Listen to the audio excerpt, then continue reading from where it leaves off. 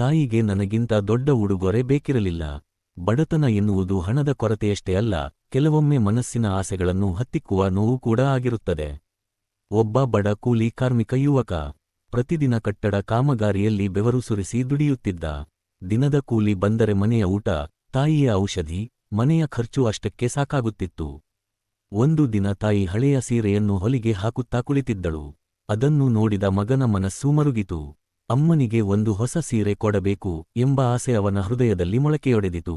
ಆ ದಿನದಿಂದ ತನ್ನ ಸಣ್ಣ ಸಣ್ಣ ಖರ್ಚುಗಳನ್ನು ಕಡಿಮೆ ಮಾಡಿಕೊಂಡ. ಬಿಸಿಲಿನಲ್ಲಿ ದುಡಿದ, ಮಳೆಯಲ್ಲಿ ದುಡಿದ, ಹಸಿವಾದರೂ ದುಡಿದ. ಕೊನೆಗೆ ತಿಂಗಳುಗಳ ಪರಿಶ್ರಮದ ನಂತರ ಸ್ವಲ್ಪ ಹಣವನ್ನು ಉಳಿಸಿಕೊಂಡ.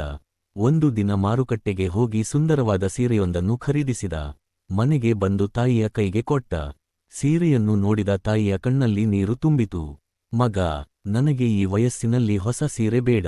ನೀನು ಆರೋಗ್ಯವಾಗಿದ್ದು ನನ್ನ ಜೊತೆ ಇದ್ದರೆ ಸಾಕು ಎಂದು ಹೇಳಿ ಮಗನನ್ನು ಬಿಗಿಯಾಗಿ ಅಪ್ಪಿಕೊಂಡಳು.